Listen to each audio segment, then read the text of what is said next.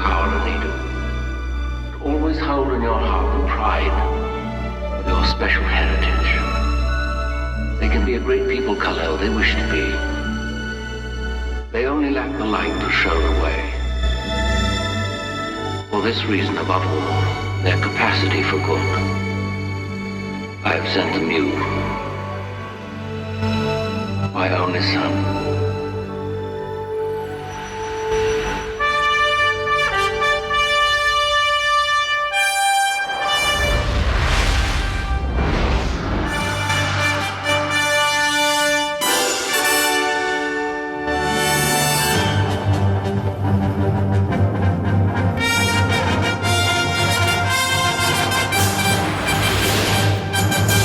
Welcome to the first episode of the Superhero Cinephiles podcast. I'm Perry Constantine. And I'm Derrick Ferguson. And how you doing today, Derrick? I'm doing fine. How are you? How was your trip? I'm doing pretty good. Those of you who are just meeting us for the first time, Derrick, I'm from the States, where Derrick and I met online originally, but I've been living in Japan for the past 11 years now or so. And wow. Has it been that long? Yeah, pretty much. And I just went back to Chicago to visit my family and everything. And it was good. Little bit jet lagged, but I actually slept almost the whole way through the night last night, so that's good. Slowly getting over it. Plane travel sucks now, doesn't it? Oh, God, it's terrible. You saw what I posted up on my Facebook about the guy I was sitting next to on the way back? Yeah. I'm not going to get into that here, but just watch how much you drink on those international flights. As a matter of fact, I recently went to Chicago. I went there, and I had to leave early. I had to come back to New York because there was a snowstorm out of nowhere. When was this? What was it? It was a couple of months ago. I went to, what was it? The Pulp. Oh, so this is like in April then? Right, April. Yeah, it was like in April. My first trip back to Chicago was at the end of May, or the end of March, and got hit by a blizzard on the last day of March. So after that, I'm just like, you know what? Forget it. I'm only traveling back in the summer now. Really? Yeah. I mean, I had no idea. Apparently, this snowstorm took everybody by surprise. So Then I had to cut my trip short by a day. I had to leave, but it was like a pain in the butt. I didn't get home till like about 11 or 12 o'clock that night. Right. Because the plane was delayed. First they told us to come to the airport. The plane was delayed, and then they said, okay, well, it's not delayed, and then it was just a big. Anyway, the whole point of the thing is that I don't want to be flying anywhere anytime soon. Unless I absolutely have to. I know exactly what you mean there. All right, so for this first episode, we're going to see how long we can keep this thing going, because you and I both big superhero fans from way back. Yeah. And we both love pretty much most of the movies that come out. So I thought, well, if I'm going to do a podcast like this, who better to do it with than the guy I've been talking superheroes with for like, almost 20 years now. Well, yeah, and for the folks that don't know us, you and I met through our mutual love of fan fiction. We both were writing fan fiction about like 20 years ago. That's right, yeah. And that's how we met. That's how we bonded, through our mutual love of writing and superheroes and fan fiction. And you were like one of the most talented fan fiction writers out there, And also I like the fact that you just had this talent for pissing everybody off. That was how we did it back then, yeah. Oh, yeah. I love that, man. Without even trying, you wake up in the morning, boom, before lunchtime, you had 30 people mad at you. It was great. Yeah, I mellowed a little bit since then. Oh, yeah. Yeah, well, you got older. Exactly. Yeah, it happens. All right, so we decided for this first episode, I thought, well, what better place to start than the movie that really kind of defined the superhero film genre? I mean, there were movies before it, but none of them really took it as seriously as Superman the movie did in 1978. Yeah, that's it. I think before Superman, probably the most popular superhero movie was the 1966 Batman with Adam West. Right. That was like the most popular, but that was like the campy version that didn't take the character seriously at all. And very tongue-in-cheek. Yeah, very tongue-in-cheek. And it was based, of course, on the wildly popular TV show, that was on ABC at that time. Now, the thing about Superman the movie, and this is what I tell people all the time, I say, every superhero movie since it came out, up to and including Avengers Endgame, bows down to Superman the movie. Because we would not, it is my firm belief that we would not have any of the superhero movies that we've had since then if it had not been for the success, both financially and critically, of Superman the movie. Yeah, and it's a movie that the filmmakers have acknowledged that they've gone back to, many times. You look at Jon Favreau in interviews, or the Russo brothers, or pretty much anyone that they'll talk about how Superman the movie was, a big influence. Yeah, exactly. I mean, Superman the movie, for a lot of years and in a lot of ways, it's still like the template for superhero movies. Yeah, especially the origin movie. Yeah, exactly. Yeah. In fact, I'd actually argue that's why the superhero origin movie became like the standard up until really the MCU, and which is why a lot of sequels floundered. Yeah, I agree, because a lot of they took that template. Okay, well, we got to do the origin story, even though everybody knows the origin story of Superman. But the difference in Superman the movie is that we had never seen it done this well and on such an epic scale. I mean, I watched the movie today to get ready for this, and I haven't seen it in about like 2 years. And I watched the 3-hour version. Okay, so I saw you post this on Facebook saying you're going to watch it. So which version did you watch? Did you watch the extended cut or the I watched the 3-hour cut version. The 3-hour version. Yeah, the extended version. This is the version that footage was added by the Salkins when the movie was shown on TV on ABC. And ABC, when they showed it in 2 nights. Yeah. It was like one of those 2-night thing where, so they added, I think, like almost like another hour worth of stuff. So I watched the extended thing because I haven't really sat down and watched Superman from beginning to end in like 2 years. So I said, well, you know what? If I'm going to watch it, I'm going to do it right. I'm going to watch the 3-hour version, which I did. And you know what? After about like 10 minutes, even though I've seen this movie, I mean, I saw it during its original theatrical run. So I've seen Superman, I would estimate, like a good 20 to 30 times since 1978. 10 minutes in, it was like I'd never watched this movie before. I'm sitting there and I'm just, and my wife said, haven't you seen this before? I said, shh, quiet, watch your Superman. Exactly, yeah. So this is actually something I wanted to ask you because, I'm a little bit younger than you. And for me, I can't really remember a time before having watched Superman the movie because it came out before I was even born. And so I watched it at some point when I was a little kid, and my family had the old VHS copy. I watched that damn tape so much as a kid that the damn thing broke. Okay. But yeah, I can never remember a time. I can't remember the first time I watched it. So what was it like for you the first time you watched it? Oh my God. It was like, okay, first of all, it was an event. It was, because you had to remember something. You got a superhero movie with Marlon Brando, who at that time was like the most famous and highly regarded actor in the world because of The Godfather, which had come out a few years earlier. You had Gina Hackman, who was one of the best actors in the world. You had Richard Scott, which is why this movie has such anticipation, because you had never before had a superhero movie that had so much top talent attached to.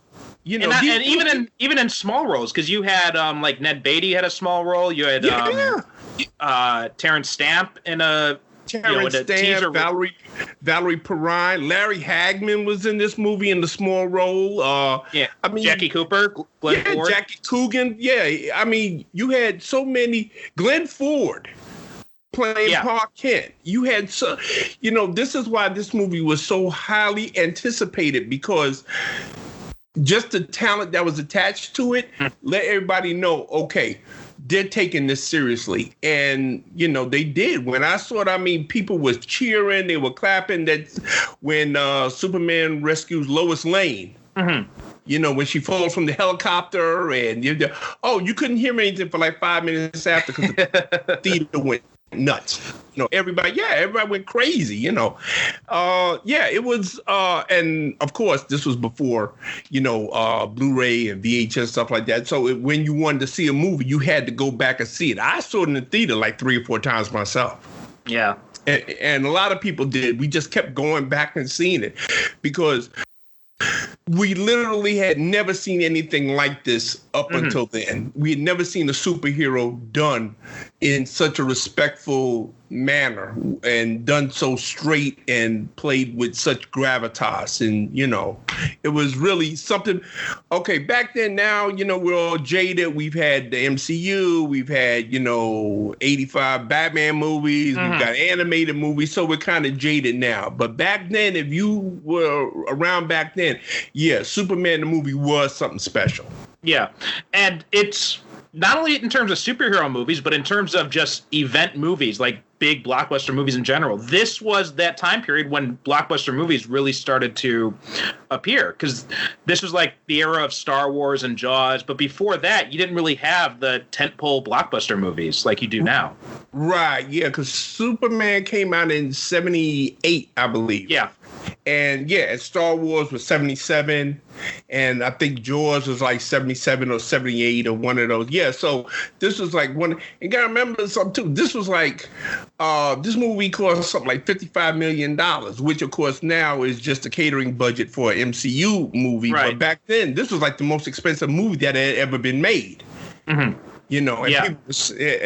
People were wondering, well, is this going to pay off? Well, hey, it paid off big time, because I think the movie, like during its theatrical run, it made something like $300 or $400 million, which of course now we have movies do that in one weekend. But back then it was unheard of that a movie could make $300 or $400 million. Right. We're talking about the 70s. This is like, what? Are you kidding me? Well, I'm looking at the IMDb trivia, and take this stuff with a grain of salt, because anyone can add facts in here and everything. But one of the things that's mentioned here is that in the initial run, the film topped the box office charts for 13 consecutive weeks. Oh yeah. Know why? Because again, we're talking about the 1970s. And in the 1970s, as long as a movie was making money, it stayed in the theater. They didn't take it out. It's not like now. It's not like now where a movie, stays in the theater for maybe 3 or 4 weeks. Yeah. And then it's gone. Unless, of course, you have something like an Avengers Endgame where everybody, and even then, it's only in the theater for maybe like 2 or 3 months tops, and then it's gone. Right. Endgame was in the theater for about, I think, maybe 3 months, and then they re-released it with additional footage. Right. Exactly. But back then, in the 1970s, as long as a movie was making money, it stayed in The Godfather. I went to see it it played at the same theater for a whole year. Star Wars played at the same theater for a whole year because people kept going back to see it. Superman was in the theater. I think it probably was in the theater for almost like a whole year because people just kept going back. Like I said, back then, this was the only way that you could see a movie over, was that you had to go back to the theater, to see it. So they had no home video distribution. No. So there was no contracts with home video distributors, with Netflix, nothing like that they had to worry about interfering with. No, absolutely not. So, and I mean, movies were a lot cheaper back then. So, you only paid maybe $4 or $5 to go see a movie. So, so people went go back. So, so it was not unheard of for a movie to play in the theater for a year. So, it's quite plausible that Superman was number one for 13 weeks. Yeah. And what's really amazing about this movie is, I think more than any other superhero movie, is how much it's influenced how the comics have done the character too. Because, I mean, for my part, I think this is probably the definitive Superman origin story. Oh yeah. For me, this is the one. because again, we'd never seen Krypton portrayed like this. Yeah. We'd never seen Superman's father portrayed with such gravitas as Marlon Brando did it. I mean, this was a guy, Marlon Brando. I mean, when he pops up and he's playing Jor-El, well, okay, automatically you're taking this seriously now. Which is amazing because Brando himself did not take it seriously at all. Like every account you've read about people who knew him, people who were on the set, they're just like, he was so lazy. He was at the peak of his, financial success. So he just did not give any shits at this point. And he didn't memorize anything. He read all his lines off of cue cards. Which is amazing. Makes it all the more incredible because that's an amazing performance. I read one time that they said that if you ever see a Marlon Brando movie and like he pauses and he's looking around for the cue card so he can read his next lines. That's what he does. That's not just acting, Yeah. He makes it look like he's thinking deep and he's contemplating. They said no, he's actually looking around to see who has the cue card so he can read his lines. Because Marlon Brando didn't read, he didn't memorize anything. I believe 90% of that dialogue that's in what was that Vietnam War movie he made? That was Apocalypse Now, yeah. Yeah, 90% of that stuff, they say he made that shit up off the top of his head. Well, and here's some of the things that Brando even said. Like, he suggested that he only do voiceover and that the character's image on screen should be a glowing, levitating green bagel. Yeah. Because he said that because no one knows what people on Krypton would look like. Well, Marlon Brando was notoriously lazy. If he could get out of doing work, if he could get out of doing actual work, he would. That's one reason why in that movie, most of the time he's in shadow because he was overweight and out of shape. Yeah. Yeah, and he didn't want to be, he didn't want to be shown completely on screen because he was so fat and out of shape at that time, Right. But Marlon Brando was notorious. Mario Puzo, who wrote the screenplay for this movie, and who also, like Brando, was coming off as the success of The Godfather, and and he's another reason why this movie was treated so seriously, because they said, wait a minute, Mario Puzo, the guy that wrote The Godfather? There's something interesting about Puzo, which I didn't know until I was doing some research to prep for this, in that Puzo's original script was apparently complete camp. And he did not take it seriously at all. And he even had one thing that he wrote in there, which was going to be Telly Savalas having a cameo, doing his "Who Loves You, Baby" catchphrase at the time. And this is what that was the tone of his script. It was very, very cheesy, very very camp. And then when Donner came in, he's like, "Oh hell no, we're not doing this." And then he brought in Tom Mankiewicz. So even though Puzo gets the credit, most of what we see in the movie is Tom Mankiewicz's writing. Oh, I can believe that, because I've also heard that the only reason why Mario Puzo did the screenplay was that he was a heavy gambler and he needed the money to pay off a lot of gambling debts. Yeah. That's what I heard. And basically what they had to do was that they had to lock him in a hotel room to make him, finish writing the screenplay. Otherwise, they said he'd get up and he'd, go out and play cards or whatever it was that he liked doing, and he wouldn't, and he wouldn't work. But they said, that's why he just took the job just to pay off his gambling debts. Yeah. All right. So, what do you want to? Where should we go with this film? Really first. What's the first thing that stood out to you when you were rewatching it? Okay, the one thing that stood out to me, that always stands out to me, is this movie succeeds because Christopher Reeve. Yes. I mean, okay, we've had 4 or 5 different Supermen since then, but this is the guy that everybody, when you say Superman, guaranteed Christopher Reeve, his image is going to pop in your head because of this movie. Right. And those other actors, I think probably with the exception of Dean Cain and Henry Cavill, almost every single one very heavily based his performance on Christopher Reeve. Yeah. Yeah. I mean, that's how iconic it is. And I was watching it and I was just amazed at. Okay. Here's a perfect example. There is one scene in this movie where he actually turns into Superman before your very eyes. Yes. To me, it's like the greatest special effect in the movie. He's standing there as Clark Kent, and he's talking to Lois Lane, and he's contemplating telling her that he's Superman. And he takes off his glasses, and he's straight, and he does something with his body, and it's just like his whole thing. When he does that, you see how Superman can get away with pretending to be Clark Kent.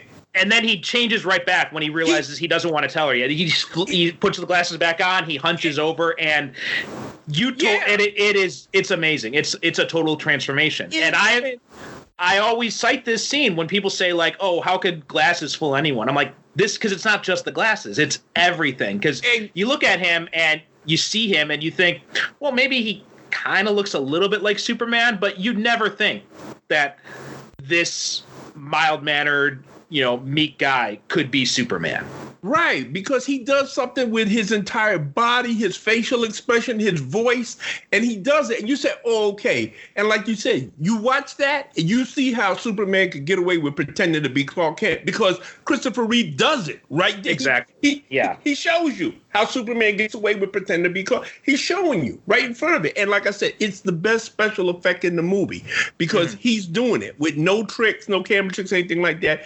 It's just him, and it's simply amazing. And yeah, the whole movie, like I said, we believe it because we believe him. Yeah. From start to finish, this guy is Superman. No question, no doubt. I give the rest of the guys their props.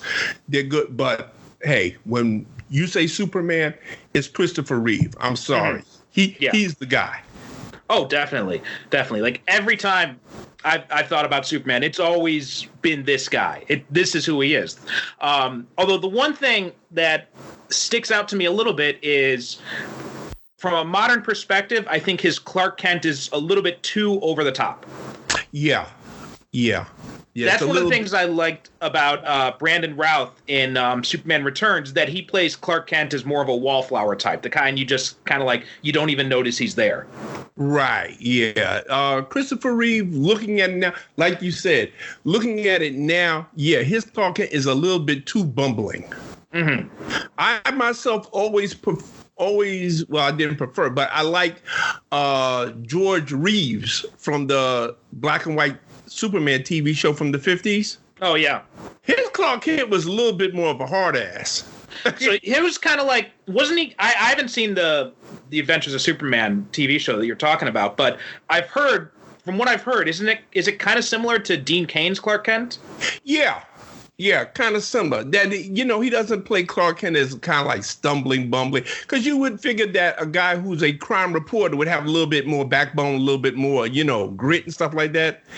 And that's how George Reeves played his Clark Kent. Mm-hmm. His Clark Kent was like, he wasn't, bumbling and, stumbling and everything like that. He was a guy, like he would go to confront like a gangsters and stuff like that. And they would say, oh shit, Clark Kent, Mm-hmm. It was, And that's a good point. That's why the whole, the bumbling type of Clark Kent doesn't really work for me because it makes you wonder, how can anyone take this guy seriously as a reporter? Which is why I do like the wallflower interpretation, because he's someone who he could be standing there. You have a whole conversation talking about, some deep, dark secret, and you don't even notice he's there. Yeah, exactly. Now I understand why he played Clark Kent that way in the movie, because, it's a movie, so it's a little bit more broader performance. Mm-hmm. So I kind of get why he made that choice to do it. But yeah, I would prefer that his Clark Kent was a son, because he's like always tripping over his feet and dropping his hat and, doing those little nervous little twitches and stuff like that, that I don't really feel that Clark Kent needs. But hey, it is what it is. And, I think that's also part of it, because there was a lot of push and pull with this movie, in production, because you had Donner, who wanted to do it right, who wanted to take it seriously, and then you had the Salkins, who didn't really want that. Like, they wanted it to be more camp. They wanted it to be under budget. They wanted it to be cheaper. So there's that. I think that's kind of that Reeve's performance is kind of indicative of that. You know, you got he's very serious and on point as Superman, whereas Clark Kent is a little bit more campy. Yeah, and I think that's why also that you get the more humorous Lex Luthor. Right. And his bumbling assistant, played by Gene Hackman, and his bumbling assistant, Otis, played by Ned Beatty. You know, I think that's why, because the Lex Luthor that we get in there is, and I've heard people say this, and I agree with, that's more like a villain that you would have seen in the Batman TV series. Right. So that's actually a good next point to go on, is what is your overall opinion of Gene Hackman as Luthor in this movie? I actually, you know what? First of all, can we agree that he's got the best supervillain hideout in all of superhero movies? If you're not, I would say that I would have gone with Blofeld, but that's not superhero. So right. So I'll give you that. I mean, this guy's living up on the Grand Central Station in this abandoned train station, and it's magnificent. I mean, he's got a sunken pool. He's got these big columned arches. He's got these massive lights that he has to tug on his huge bell rope to turn off and on. Oh, it's great. The big library there that he has to climb up on the ladders to get the books. Yeah. He's got that ladder. Okay, it's not the Lex Luthor that a lot of us are used to, because we're used to the, brilliant, devious, scientific mastermind Lex Luthor. This one is a little bit more on the comedic side. Mm-hmm. And it's very funny because when my wife first saw this movie, like years later, when I was turning her on, because my wife had never been interested in like science fiction movies or superhero movies until she met me. Mm-hmm. And so we're watching Superman the movie, and she said, oh, well, I see why you like this so much. I said, well, why? What are you talking about? She said, oh, Lex Luthor. I said, what are you talking about? She said, oh, that's you. I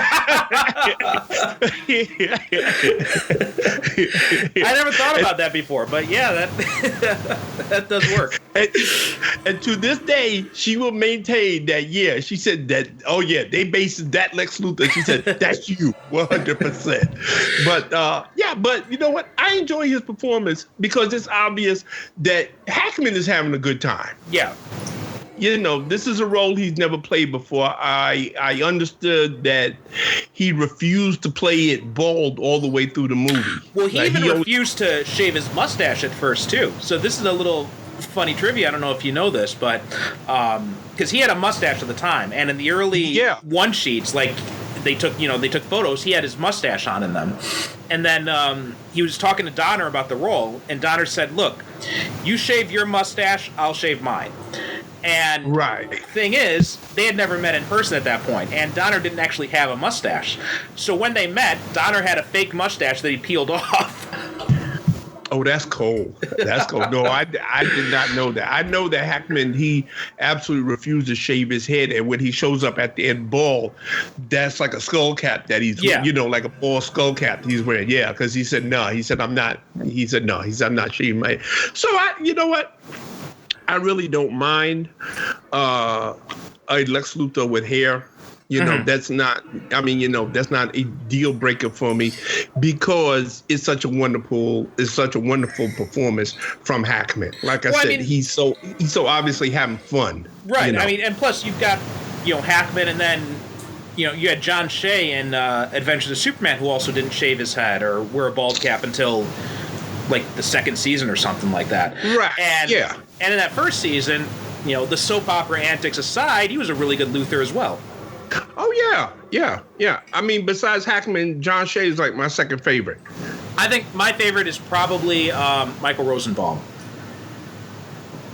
Okay, see, I never watched enough of Smallville. I know that you were, you didn't care for the show too much. It was, I really liked the first 3 seasons, and then after that it kind of goes off the rails. And I just actually did a rewatch, well, kind of a rewatch. I had it on in the background as I was doing other stuff, just because it was on Hulu. And, Rosenbaum's performance is really good. He's like the best thing about the show. Him and the guy who plays his dad, Lionel Luthor. He was also on Brimstone, and he was in Gremlins 2. And oh, I know who you're talking about. I can see that. John Glover. John Glover. That's it. Yeah. Those two together, they were amazing. Give me a Luthor show starring those two, focused on their dynamic. I would have been all over that. And but like, and even on the rest of the cast, you had John Schneider as Jonathan Kent, and those three, like they were all great. Everyone else, it was not that good, especially after season 3. They just kind of, because they had this thing where they wanted to do a Superman show, but they didn't want to have Superman in it, and they kind of ran out of stories to tell. Yeah, see, that's why I never started watching it. I mean, I would catch an episode here and there, like especially toward the end, like when they started adding on other superheroes like Aquaman and Green Arrow and the Justice Society, But I never got into it because I'm really not a fan of this thing that Warner Brothers seem to have, is that they always want to have a Superman and Batman show, but not have Superman and Batman in it. It was also strange because they had all Superman's villains. They had all the superheroes he knows in costume, and but they couldn't have him as Superman. So they even had to give him another superhero identity. So it just seemed really bizarre. Yeah, and I'm sorry, I couldn't see the point. You know what? I don't mind them having a show about young Clark Kent, but you got to have some kind of connection to him, because I read someplace that it wasn't until like the very last scene of the very last episode that he was in costume. Yeah, and even then you didn't see him in full costume. Yeah. So it was really weird. It was it's kind of like the thing with Gotham, where it's, you want a Batman show, you have all the Batman villains, but you don't want to have Batman in it. So I just don't understand that logic. And I couldn't understand that either, because, okay, you're going to have Bruce Wayne. He's still like 10 years old, but all of his villains are like in their 20s or stuff like that. So you're telling me that when he becomes Batman, now he's beating up on guys that exactly they got to be in their late 40s or 50s or something like that. Yeah, what Gotham should have been, it should have just been about the crime lords that ran Gotham before the supervillains came along. Right, which is what I thought it was going to be to begin with. Yeah, but they didn't really know what they wanted to be. It should have been just a straight crime show. Right. With Jim Gordon, he comes in and he's fighting the corruption in the Gotham Police Department. And in the meantime, you got these crime lords. And then in the last season of Gotham, then you see the supervillains starting to, pop up. Right. That's what it should have been. I watched it for like the first couple of seasons because I enjoyed the gang war between Oswald Cobblepot and the character played by Jada Pinkett Smith, Fish Mooney. Fish Mooney, yeah. Yeah. Now see, that I liked. Mm-hmm.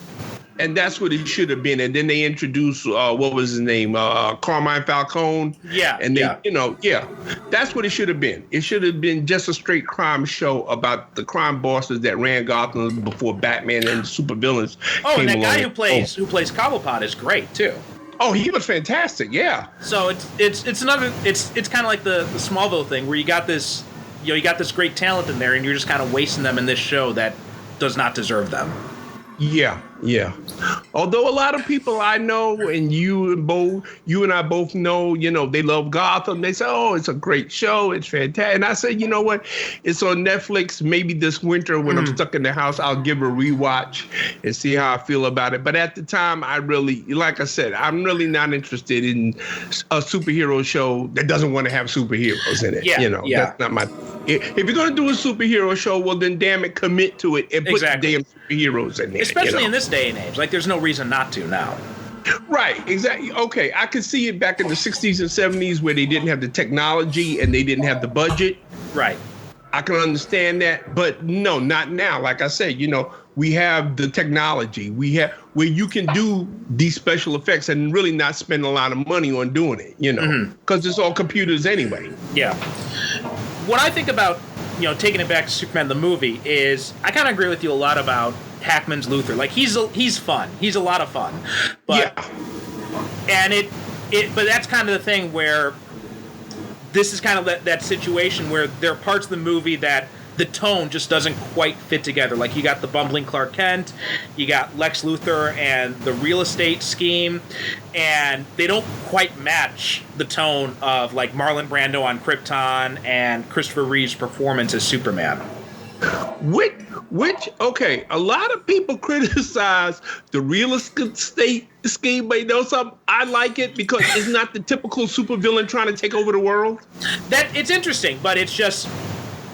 My thing is, it feels small for Lex Luthor. Well, that's true. If you know the Lex Luthor that we know, yeah. I mean, you know, for the Lex Luthor of that movie and that particular Lex Luthor played by Gene Hackman, okay, yes. Yeah. But for the traditional Lex Luthor, yeah, you know, no, that would be nah.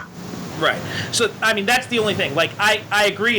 It's nice. It's different from the, you know, I want to take over the world or I want to destroy the world. It's just.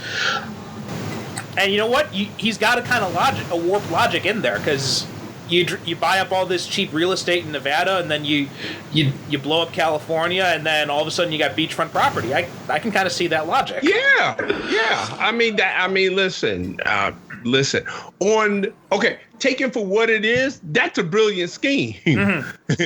But for Lex Luthor, like you said, you know, if you know him from the comic books, yeah, that's something that Lex Luthor wouldn't be involved in. But for a lot of people watching this movie who see this would probably been their first exposure to Lex Luthor. So. Right.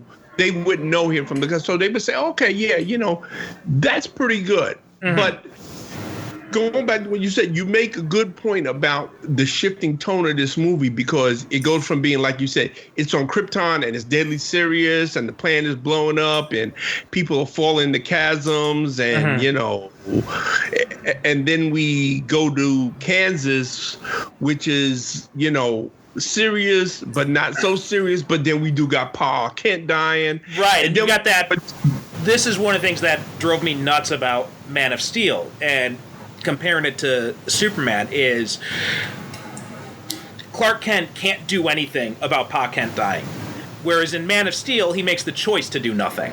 Yeah. And that's that moment when he's standing at the funeral and he says, you know, all those things I can do, all those powers, and I couldn't even save him. I mean, that is Superman right there. That's him in a nutshell. Like, he doesn't think of himself as a god. He's humbled by this thing, and he knows that. Like, there's this great line in I think it was a Superman Batman comic book where Batman's narration says something like, you know, Superman is, you know, he has the power of a god. You know, he seems like very, you know, down to earth and very normal, but then he shoots fire from the sky, and we all can't help but think of him as a god. And it says, and, you know, lucky for us, he doesn't realize that himself. Right, exactly. He doesn't think of himself that way. And I'm glad you brought that up, because one of the things people will always complain about this movie is about, oh, he turns the world back around at the end. Oh, that's so silly. That's so stupid. But, however, the whole setup is when we go back to that scene where Paul Kent tells him, you know, okay, you weren't here just to score touchdowns. Right. And then he dies, and like you said, he's at that gravesite, and he's thinking, and he's saying, yeah, you know, I got all these powers and I couldn't save him. Then we go at the end of the movie where he turns the world back around to save Lois Lane. He hears them same words. Right. And he hears Jor-El telling him, listen, you can't interfere. And he makes a conscious choice, because he says, hey, you know what? Maybe I couldn't save my father, but I'm going to save this woman that I love. Yeah. And that's the whole gist of the scene. The turning back around the world, okay, yeah, whatever. But that's the whole point. He's making a conscious decision. Okay, I couldn't save my father, but I'm going to save her. Well, here's something else about the turning back the world scene that everybody misinterprets, all right? And he's not literally flying around the world and turning it backwards, and that's how he's turning back time. No, he's flying back through time. He's flying back through time. It's just a visual signal. Right, yeah. Which is, remember, they don't have. This was before all these CGI special effects. So, you know, flying back around the world and having it turn backwards. that was a nice visual shorthand back then for, he's going back in time. Right, he's actually flying back through time. Exactly. It's not, he's not actually turning the world back around. Yeah, right. A lot of people don't get that. But hey, there's a lot of things about this movie that people don't get. They say, "Oh, I don't like this," and you know what? Some of it is valid. Mm-hmm. But some of it, I just say, well, you know what? If you've listened to me in Time or Better in the Dark, plenty of times we had this thing where we said, sometimes you just have to go with it. Right. Let's talk about some of the supporting cast. Okay. So let's start with probably the obvious choice. Margot Kidder is Lois Lane. Lois Lane. My second favorite Lois Lane. Oh, your second favorite. Who's your first? Oh, from Noel Neal. From the Adventures of Superman TV show, who also appears in this movie as Lois Lane's mother. Oh, that's right. Yeah. Yeah. There's the scene that's on the train. And Lois Lane, she's a little girl, and she sees the teenage Clark Kent running alongside. That's right. He's racing the train. And she says, "Oh, mommy, there's the man outside. He's running alongside the train." And the woman that she's calling mommy, that's Noel Neal. Yeah. And the man sitting across from her who plays her father is Kirk Allen, who played Superman in Superman serial from the 1940s. That's right. Yeah, I'd read something about that. Yeah. Yeah. Because they obviously couldn't get George Reeves for this. He was dead by this point. Right, yeah. But it was a nice thing to have her in. And as a matter of fact, Noel Neal was also in Superman Returns as well. I was about to mention that. Yeah, she's the old widow that Lex Luthor romances. Mm-hmm. And because this was that was the start of the superhero cameo too, where you bring in characters who were in a previous iteration, which now that's all the rage on the CW, right? They got all the characters who had played superheroes in the past coming in and playing some version of characters on the new shows now.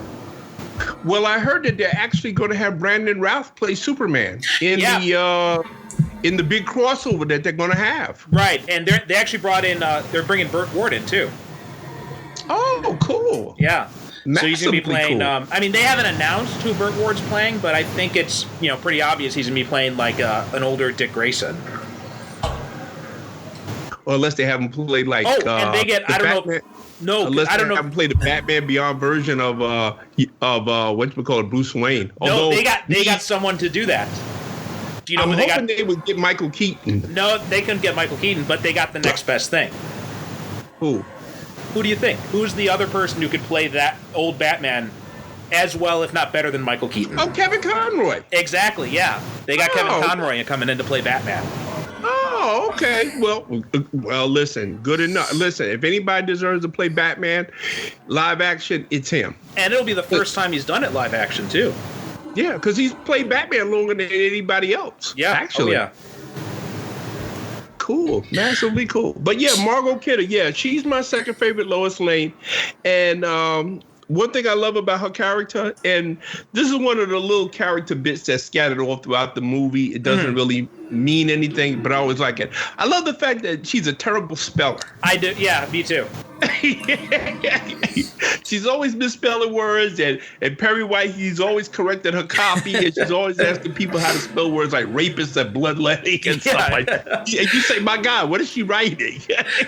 That's something else that's interesting. It's because they used 1970s New York as a stand-in for Metropolis in this movie. Yeah.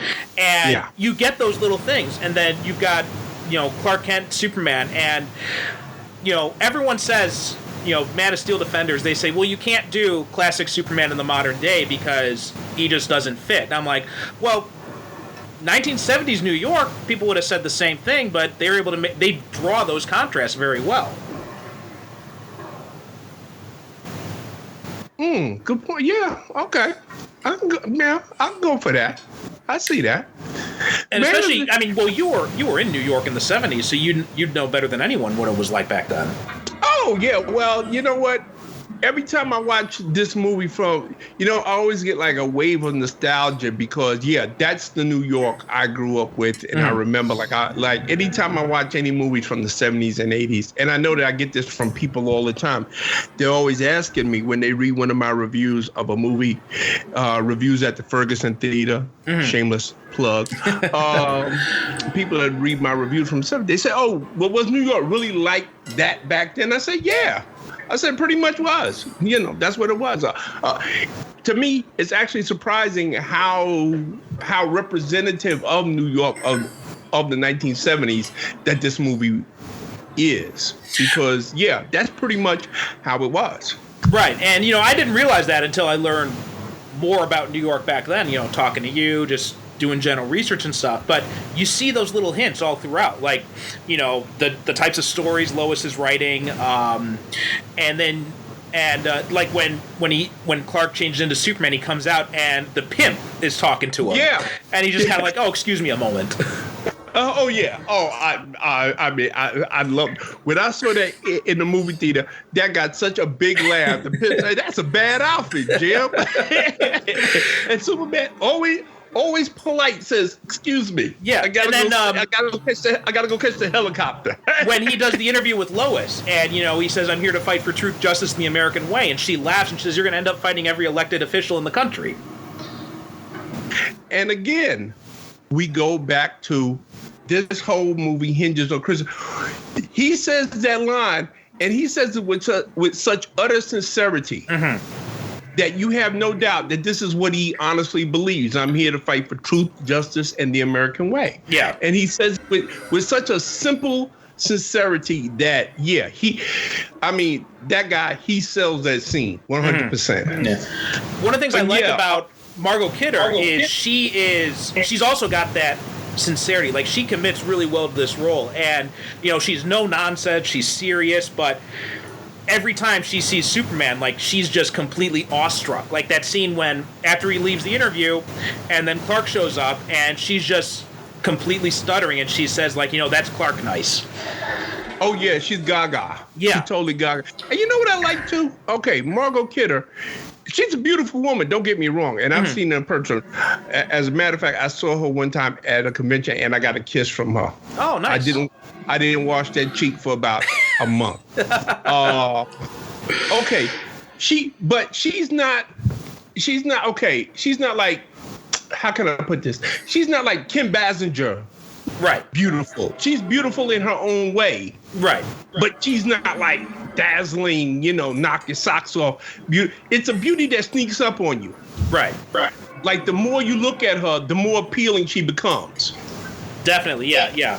Yeah, she's got that type of beauty. Like, you look at her at first and you say, okay. But then the longer you look at her, the more you say, yeah, you know what? Yeah, she's got something there. And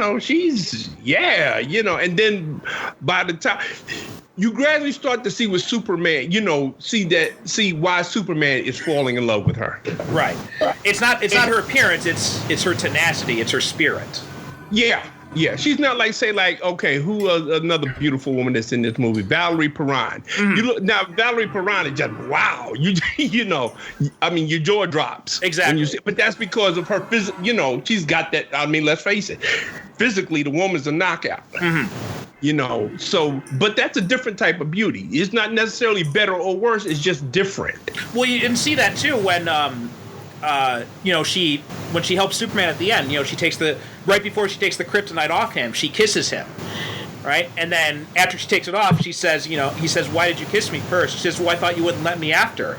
And he just kind of like tenderly touched her cheek, and you believe her that she's right about that, because he wouldn't have. That's not what he's interested in.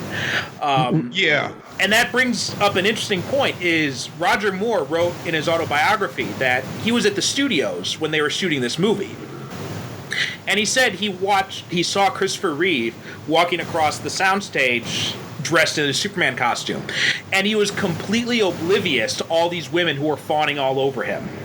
And that's another example of just like, this guy was really kind of like Superman in his real life too. Yeah, Yeah, well, I've heard that too from people. They said that when they were on the set and he showed up and he was in his car, it was like people like, got a little bit in awe. They said, wow, this guy is Superman, And he pulls, because this is also before the modern day superhero movies. We've got these very expensive textured costumes that really make you believe like the superhero spandex look would work, right? And in the past, when they tried those types of outfits, they don't really work so well, like in Batman 66. Right. But something about the outfit in this movie, something about Reeve's performance, like it just all clicks together, even though it shouldn't. Well, you know what? First of all, see, this movie gets right what Superman Returns did. You know what I didn't like about that costume? Remember that little teeny tiny S shield he has on his chest? Yeah. No. The neckline was too high. The shorts were kind of off too. But the S is supposed to completely cover the chest because this provides a kind of illusion, and it even makes the chest look broader than what it actually is. Exactly. Yeah. Because that S shield is covering the whole chest, and Christopher Reeve had to bulk up a little bit, to fill out the costume. But I like the fact he's not bulging with muscle because, for one, Superman's super strength doesn't depend on him having a lot of muscles. Right. Whenever people say that, we need, like, people, I remember that criticism about Brandon and Ralph. They're like, well, he's not bulky enough to be, well, Superman's not supposed to be bulky. No, he's not. He's not supposed to be the Incredible Hulk. Exactly. His super strength derives from his denser muscular structure and the fact that he's being powered by the yellow rays of the sun. Yeah. That's where his super strength has come from, not because he's bulging with muscle. Exactly. Yeah. So you don't really need some, like, I've always pictured Superman as someone he's toned. He's not bulky. Right. And that's what Christopher Reeve is. He's toned and, he's got a nice build on him. Yeah. You say, you look at him and say, okay, yeah, he's got nice arms, wide, but also he's a guy that can put on a regular suit and go out and be Clark Kent and, not have to worry about, splitting his suit every time he raises his arm. Well, because this is interesting. Two of the actors who really campaigned for this role are Arnold Schwarzenegger and Sylvester Stallone. Yeah. And you imagine either of them, like, they would not have been able to pull off just the look of it because they're too bulky. Yeah, exactly. You had just about every actor in Hollywood was Robert Redford. He was campaigning for this. He wanted to do it. I think the Salkins really pushed for him. They really wanted Redford, and Donner was the one who insisted on, no, we need someone who nobody knows because we want people to look at this movie and see Superman. We don't want them to see Robert Redford as Superman. Which again, I think is one of the things that make this movie work in that, okay, you have an unknown playing Superman, but you surround him with a bunch of well-known, capable actors who can support him. And that's another reason why I think this movie works so well, because we do have so many capable actors who have been around for a long time surrounding this unknown who, to give him his credit, stepped up to the plate and knocked it out of the park. Yeah. He easily holds his own with the more seasoned professionals that are in this movie. And it always makes me chuckle every time I watch this movie because the opening credits, it's Marlon Brando, Gene Hackman, and I don't think Christopher Reeve's name even comes up until after the title. Yeah. It's Marlon Brando first, then it's Gene Hackman, then it's Superman the movie, then it's Superman, and then Christopher Reeve's name shows up.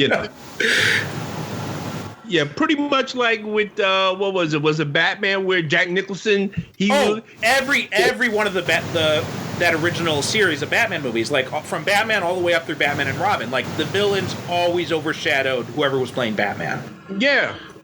You had Jack Nicholson in Batman. You had Danny DeVito in Batman Returns. Then Jim Carrey in Batman Forever, and Schwarzenegger in Batman and Robin. So yeah. But, that became kind of a hallmark for those movies, was that you get a big name for the villain. Right. Yeah. And I think that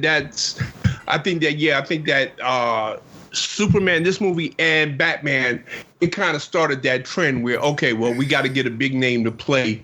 I mean, the supervillain. And yeah, the rest of the Batman movies just followed suit with that. Like you said, okay, well, we got to get a really big name to play the villain. Yeah. It almost like it didn't matter who played Batman as long as you got a big name to play the villain. Exactly. Yeah. But going back to what you were talking about earlier about the shifting tone of this movie, it goes a lot of times between being serious and being funny, and then it goes back to being serious, and then it goes back to being funny. Then it gets serious again, like the scene where Lex Luthor, they hijacked the nuclear missile. That's played strictly for comedy, where Miss Teschmacher has to pretend like she's hurt. Yeah, and then Larry Hackman comes along, and he's going to give a mouth-to-mouth, and he tells all of the rest of the soldiers to turn their backs. He says about face. Yeah. That's and he. What's his name? Otis gets the numbers wrong when he's inputting the coordinates. Yeah. Plus, just the whole idea that they'd be able to hijack a nuclear missile so easily. Yeah. Yeah. I mean, the way they do it, it's like, well, shit, I could do that. Yeah. Is it that simple? Is it that easy? But then we go to something else, like when Lois Lane gets killed. And Lois Lane's death in this movie is really kind of grisly and horrifying because the poor chick is suffocated and crushed. Yeah. I remember that was one scene that I think that freaked me out when I was a kid watching this movie. Listen, I watched it today and it kind of, I said, oh my God. Yeah. I mean, because she's screaming and she's clawing and they keep cutting back to her. Mm-hmm. They'll cut away and they'll show Superman, well, he's saving the truck and he goes to the dam. But then they cut back to her and she actually takes kind of a long time dying. It's not a good, they really draw it out there. Oh, yeah. I mean, okay. She's dead. But there's no doubt about it. That's, oh, my God. And then they got the scene where just her hands sticking up out of the car window where she tried to climb out and she couldn't make it. So, this movie, the tone of it keeps shifting. In one way, I think that actually works for the movie because it doesn't. Okay, because you have way too many superhero movies. I think just take a tone of, well, this is serious and grim and dark. And it has that tone all the way through the running time. Right. And after a while, it just gets oppressive. But at least here with Superman, you get your dark moments, but you get your light moments as well. Yeah. You're right. That's a good point. One of the things that I like about this movie is one of the criticisms about Superman Returns is that you've got a Superman movie and Superman never punches anything.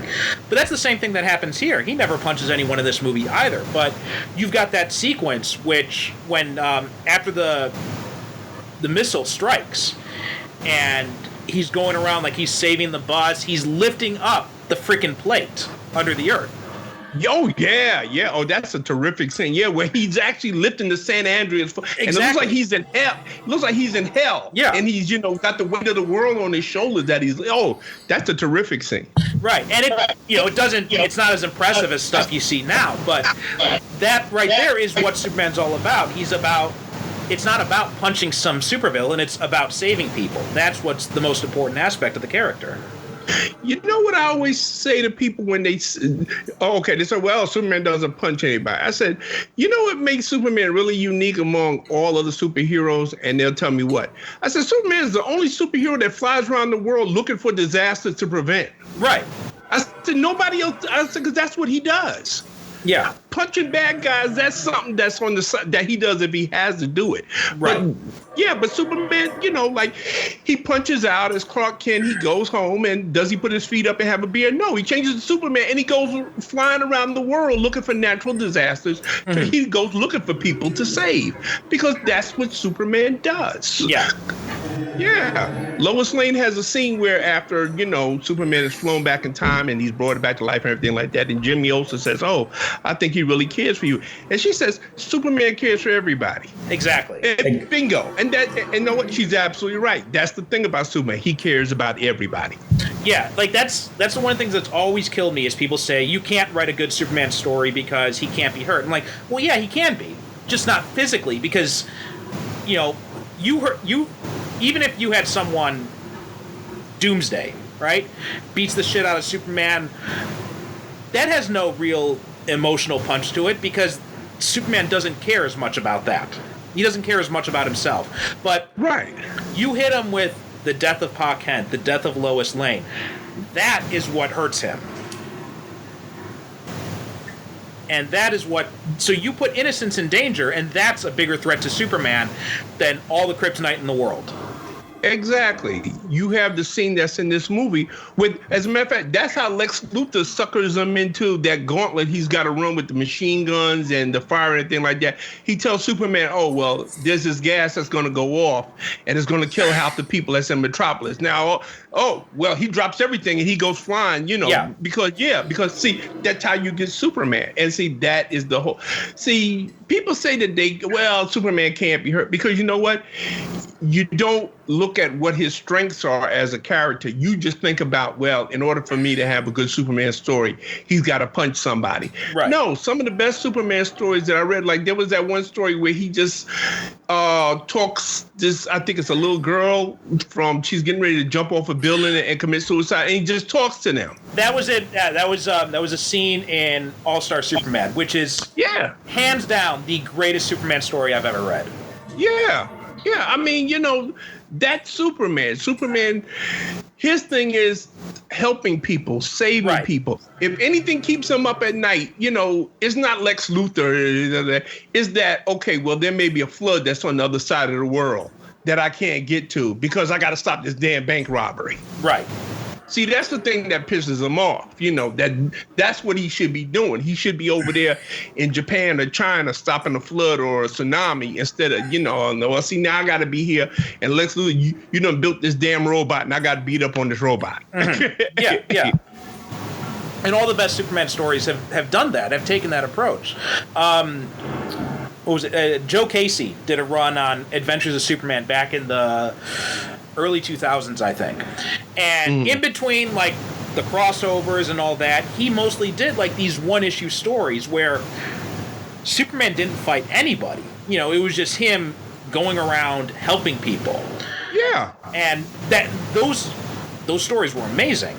I mean, I wish they were collected somewhere because I want to reread those because I had to sell off my comic collection.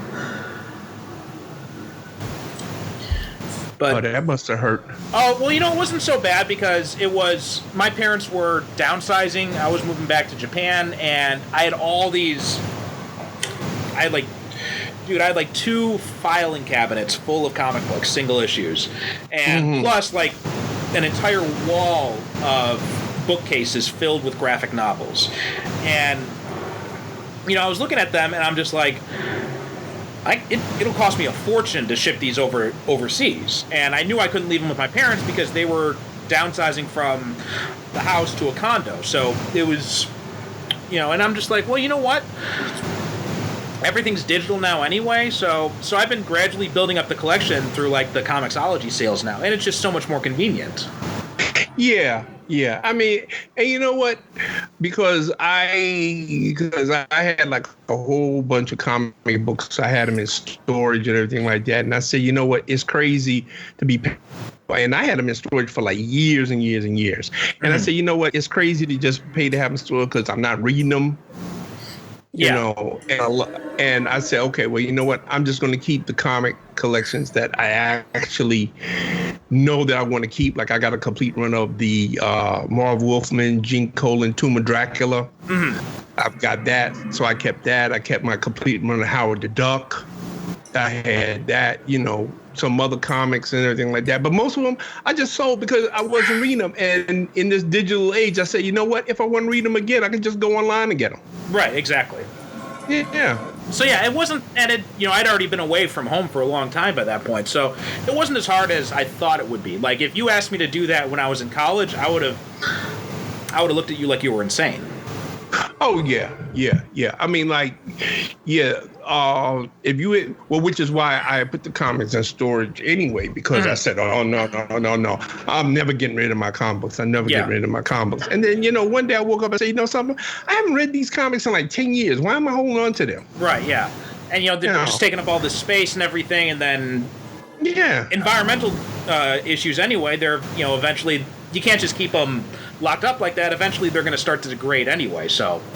Right, exactly. And it's not like anybody's going to pay me like a fortune for them. Like a lot of them, like I just like gave away like to the hospital, children's hospital. I mean, I got a good chunk of change off of some, but mostly what I did was I was just bundling up on eBay and selling them for like $10 a bundle or something like that. Yeah, right, exactly. That's what I was doing. Like, some of my friends here in Brooklyn who are comic book, they're in, they still collect comics and everything like that. And I would say, okay, well, here. And I would just like bring over like a stack of comics, like, okay, well, here's 50 comics. Well, just give me $5 for them. Right. And they say, yeah, you go. Yeah. So yeah, it wasn't that big of a deal.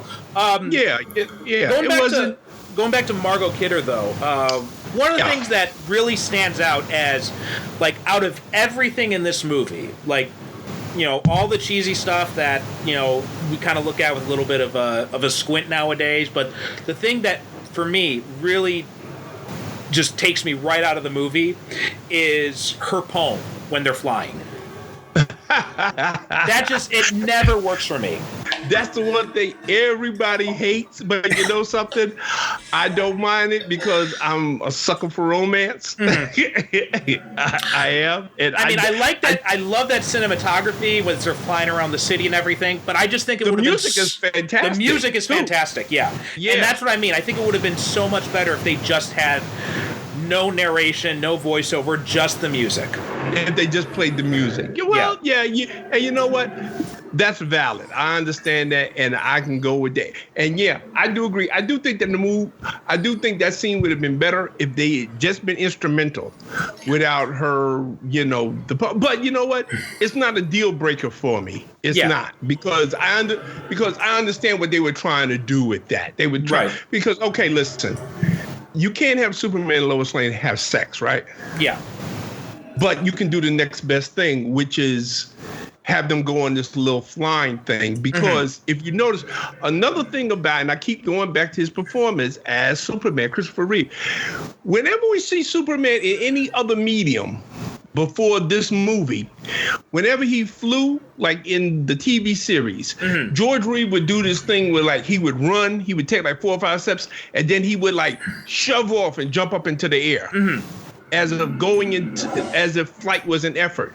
Yeah. Christopher Reeve is exactly the opposite. He actually looks like it's an effort for him to stay on the ground. Well, you look at too, like in Man of Steel, where he like charges up before he shoots off into the sky. Yeah. Where it's just like Christopher Reeve is just like it's this very casual. It's effortless. Natural movement. Yeah, exactly. It's effortless. And he's got scenes in there where he's got a big grin on his face. Like, the one thing Superman really enjoys doing is flying. Yeah. So he's sharing that with Lois Lane. And I've always looked at that as kind of like a metaphor for them having an actual, love scene, a sex scene, or whatever you want to call it. But that's what the scene to me was, a metaphor. That's what it was for. There's something else. No, go ahead. No, go ahead. So there's something else about that interview scene, and just what you were talking about made me remember it, is, Grant Morrison, who wrote All-Star Superman, he talks about this encounter that really informed, like, how he approaches Superman as a writer, where he talks about how him and, I think it was his editor, I think it was Dan Carlin or someone, whoever it was, but they were walking to a comic convention, and they saw this guy dressed as Superman, and they just walked up to him and they're like, "Hey, Superman, do you mind if we ask you some questions?" And the cosplayer, he said, like, this guy, he just fully embodied Superman. He's like the best Superman I've ever seen, even when you compare him to the movies and everything. And he said that And the guy answered their questions in character as Superman. And he said, like, the way... Wow. But he said what was really amazing was the way the guy was standing. It was like he was just kind of like standing there. He had his leg up, and his arm was just kind of like resting on his knee. And it just looked very casual and very comfortable and very relaxed the whole time. And Morrison said, like, that's how Superman would be. Like, if you can't be physically harmed by anything, why would you be tense all the time? You know, you'd be completely relaxed all the time. And that scene when he's in that interview, like, I didn't realize this until years after I'd read that story, and then I watched the movie again. And I'm watching the scene in the interview where he's sitting there with Lois, and he's just, he's kind of sitting there casually in the chair. He's got his kind of chin. Yeah, he's kind of slouched. He's got his chin resting on his hand, and he just looks completely calm and comfortable. And he's sitting there in this, blue and red spandex, and Lois Lane is, like starstruck here, and he's just, it's like nothing to him. Yeah, and if you notice her body language, she's sitting like straight up, like she's real tense and nervous as meeting this guy. And like you said, he's sitting in the chair and he's actually like kind of slouched back, hey, it's chill. Exactly. Yeah. And I never realized it, but Christopher Reeve did that before anyone else, and it fits. It totally fits. Yeah, and like you see that in the flying scene. You're talking about the flying scenes and just like how happy he looks. Like, and when he flies, he doesn't like jump up in there. He just goes up in the air. Like it's the most natural. It's like it's the most natural thing in the world to him. Yeah, well, I can fly, so he just woof, and he goes up and he's gone. Yeah, and that's what you need from Superman. Because I remember when they brought in Tyler Hoechlin to play him in Supergirl, the TV show. God, that guy. And he's so good. But there's this one scene in like his first appearance when Kara asks him, he's like, is there anything better than this? And he just kind of looks at her and he smiles and he says, he's like, if there is, like, I haven't seen it yet, or something like that. Yeah. And it's like that's like, it's not a chore for him to be Superman. It's just who he is. Right. Yeah. It's not this, there's no problem with being Superman. Being Superman is the best thing in the world that there is. But that guy right there, the first time I saw him with Supergirl, I said, now, if they don't have a Superman TV series with this cat, I said, they're crazy. I don't know why they haven't done it yet. It's insane. It's insane. I mean, that guy was... that scene where he runs down the street and he rips open the shirt. All they needed was the music. Right. All they needed was the John Williams music to be playing when he did that, and it would have been perfect. As a matter of fact, somebody on the internet, I saw somebody did cut that scene. Yeah. And they did put in the John Williams music. I said, now see, somebody on that TV show should have had sense enough to say, hey, you know what would be perfect here?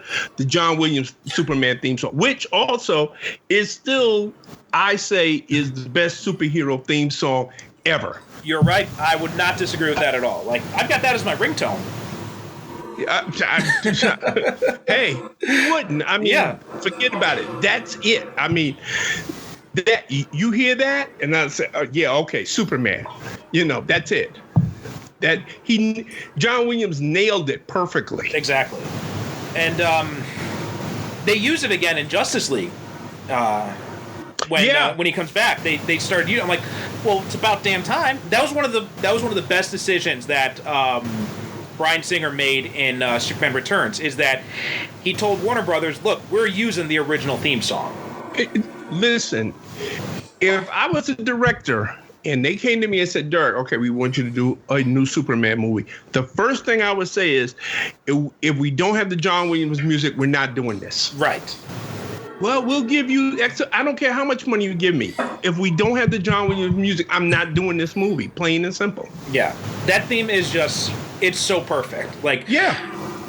I could only watch the opening credits and never watch any other part of this movie again, and I'd still be completely satisfied.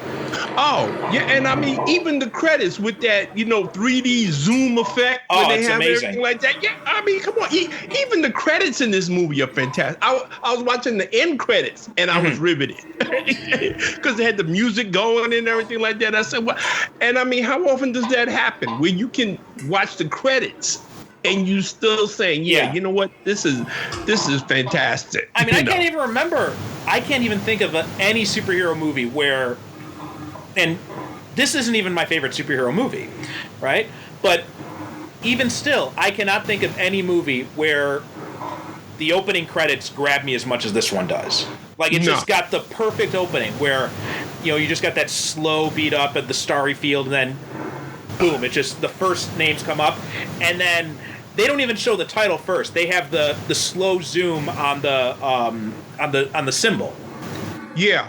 It's just, it's just like that whole build up, and it all matches the music perfectly. It's just, I get chills just thinking about it. Oh man, dun, dun, dun, dun, dun, dun, dun, dun. Yes, oh man, come on, And then they have them flying around saving people, and the music is booming and black. I mean, come on. You know what? Anybody that doesn't like Superman, I have no patience for them. Yeah. I say, because you know something, you got to be really, really a Scrooge type of human being to really not enjoy this movie, because it's a movie that was made by people who obviously love the material, and they hope that you will love it as much as they did. And they do it every time. Like I said, I watched the movie today, and I hadn't seen it like 10 minutes. Forget about it. I was just into it just to be. And my whole thing was, well, I'm going to take notes, and I'm going to, research this because I'm going to do this. Man, 10 minutes. You got lost into it, yeah. I was in the movie. Notes wasn't even a consideration by that 10 minutes into the movie. By the time forget about it. I was done. Didn't take a single note. That's how much I was into the movie. Because like I said, this was the first time I'd watched it in like 2 years from start to finish. I've seen little snips and bits here and there. Right. But like this was like the first time I sat and watched it from start to finish in about 2 years. And yeah, I was just like, bam, I was into it. I think I cannot think of it. Okay, the only other superhero theme that I can think of that's maybe as iconic as this one? Which one? The one from the animated Spider-Man cartoon. Which they used I love the instrumental version they did of that in Homecoming. Oh, I haven't seen. Did I see Homecoming? Homecoming was the one with Tom Holland. Yeah, the Vulture. Yeah. Oh, yeah. Okay. Yeah. When they have the Marvel Studios logo come up, they've got the instrumental Spider-Man animated series theme song playing over it. Yeah. That's like the only other superhero theme song I can think of that is as iconic as the. I would have said Danny Elfman's Batman. But now I think the Avengers theme has overtaken it. Yeah. The Danny Elfman Batman theme is like, I don't know. You know what? Okay, I hear it, but I don't get the same rush of excitement that I get when I hear the Superman theme or even the Spider-Man one from the anime, or even the Incredible Hulk or the Iron Man animated. Theme songs, those I listen to those. I say, oh yeah, Tony Stark, and I'm singing along and popping my finger. Yeah, You know what I think it is? Because I grew up with the Batman the Animated Series, and they use the Danny Elfman theme song for the opening credits of every episode. Right. So that became really ingrained to me because of that. Okay. So I think that's why that theme stands out so much to me. But now I think the Avengers theme has probably overtaken it, and is now second place to Superman for me. Fair enough. I'll go along with that. Like, I was thinking, when the time when I really realized it was in Infinity War, and when Vision and Scarlet Witch are being attacked by the Black Order, and Captain America arrives, and then the theme starts building up. At that point, that's when I realized, I'm like, okay, this theme is something special now. Yeah, that they use it to great effect in that scene. That was a scene. You couldn't hear anything for 5 minutes in the theater after Captain America shows up. Everybody was like, "Oh shit! Okay, shit just got real." A friend of mine, he posted on Facebook. He said that he watched the movie with his daughter, and when Cap came on screen, he leaned over to his daughter and he's like, "Who is that?" And she's like, "That's Captain America. What's wrong with you?" Yeah, he didn't recognize him with the beard. Oh, no, yeah. My wife said the same thing. She said, well, who's that? Why is everybody going crazy? I said, that's Captain America. Just, okay. Cool. Normies, man. What are you going to do? Yeah. The mundanes. But you know what? My favorite part of this movie, I think, hands down, has to be his first night in Metropolis as Superman.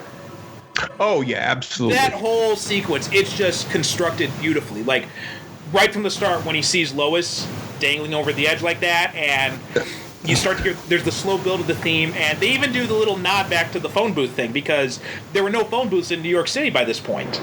Right.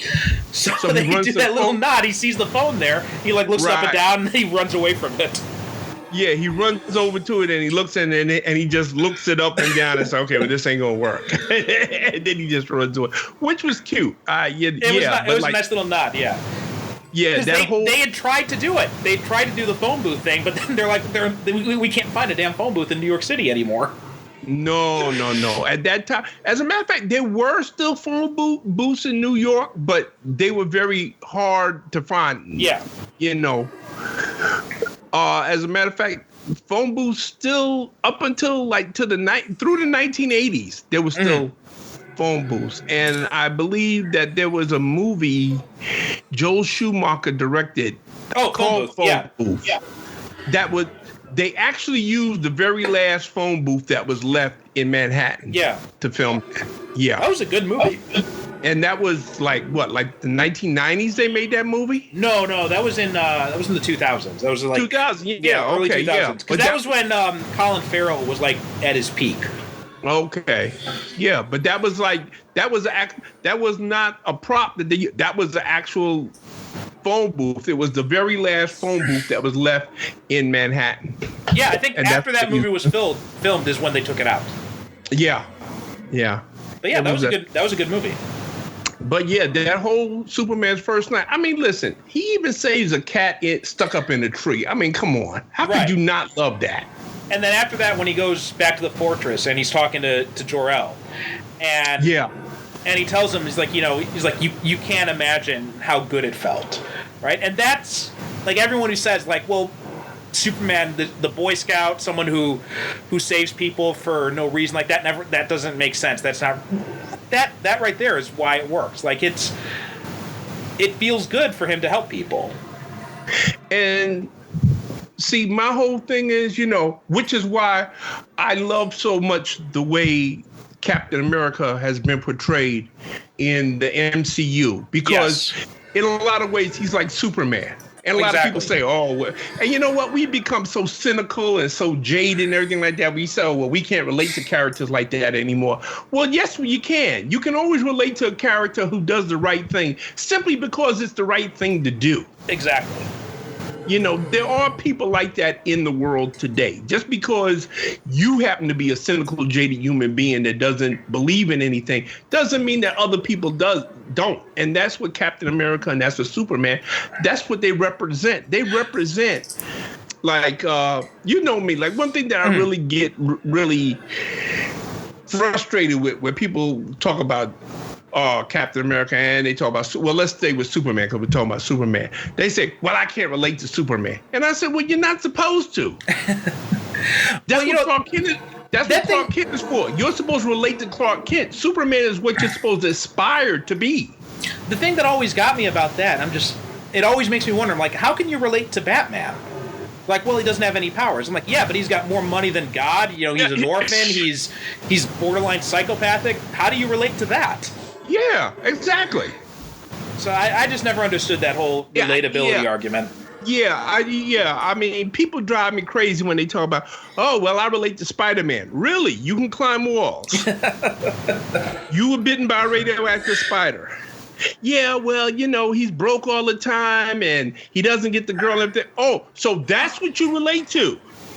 Which you relate to being broke and never having a girlfriend. Oh, okay, I see. All right. But in a lot of ways, Superman is more relatable than Batman in those, because he's got superpowers, but he's a regular guy who goes to work.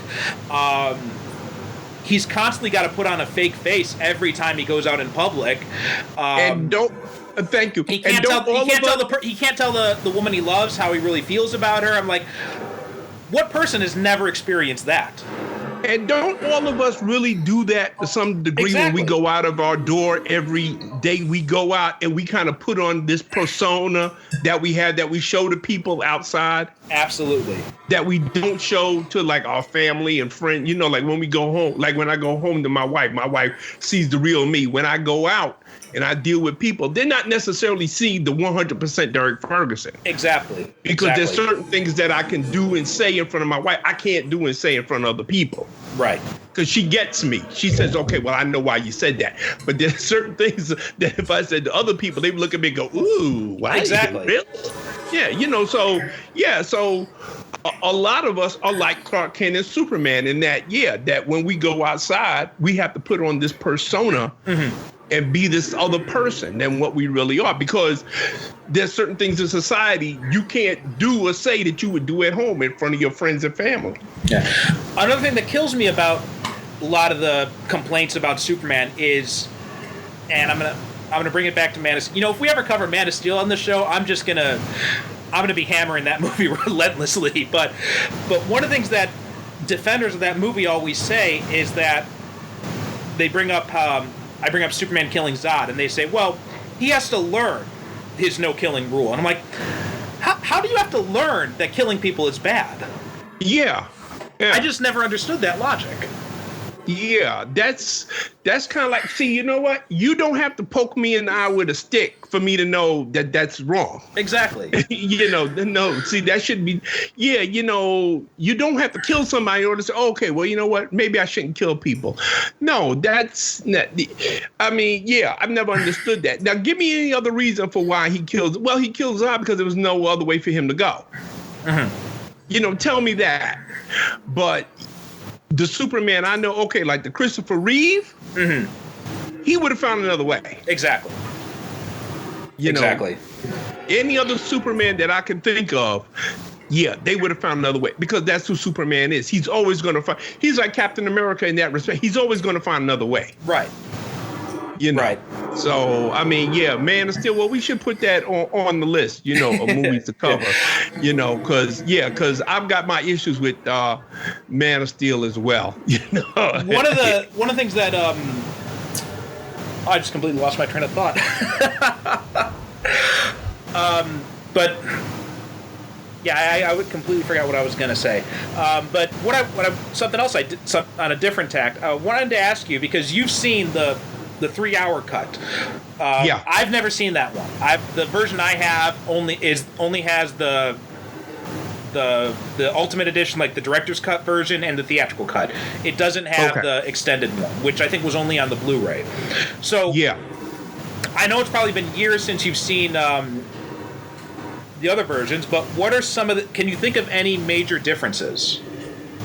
Okay. In the extended cut, there's a subplot that a lot of people might not be aware of, where Lois Lane actually goes to interview this Native American chief. Okay. And it turns out that a lot of the land that Lex Luthor has bought, because his scheme is to have the nuclear missile go into the San Andreas Fault, break off California, then all of the millions of acres of land that he's bought, that'll be the new California, in other words. That'll be new beachfront, land that he plans on making millions and millions of dollars on. Well, Lex Luthor bought that from Native Americans. Yeah. There is one scene in the version I saw with that, where she's interviewing him in the car, and he says, like, for the amount of money they paid me for this worthless land, I hope it's Custer. Right. And then he goes on to talk about how that the dam was built, and when the dam was built, that kept the water off their land, and that's why their land is now worthless. Okay, so that part wasn't in there. So that's something that's different. So that's an extended subplot that a lot of people. Also, it has, which probably is on your version too, where Superman, where he runs the gauntlet when he goes to Lex Luthor's underground hideout, where he's frozen. The freeze. They put on the air conditioners and they freeze him. Right. They try burning him and everything. Right. I think he also fires machine guns. There you go. Yeah.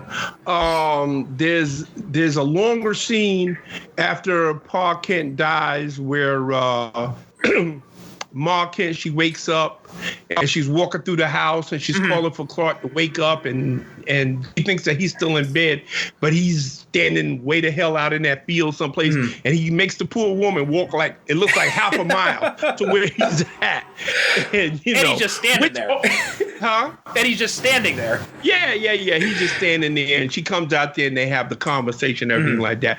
But it's also a good scene in that it just shows you how isolated, the Kents are from everywhere, because as I remember back in the comic books, I think it was John Byrne had said that there was like a snowstorm that year. And that's how the Kents got away with saying, okay, yeah, well, we had a child because I had to deliver the child by myself. Pa Kent said, yeah, well, she was pregnant and we was isolated by the snowstorm. I think that's what he said.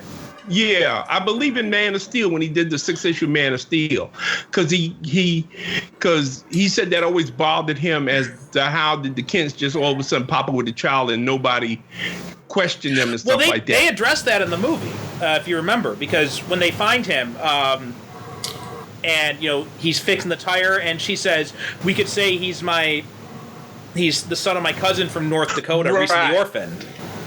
Yeah. Right. That's what she said. She said, well, that, we'll do that. He goes along with it. So, yeah, I mean, listen, there's plenty of ways they could explain it away. Yeah.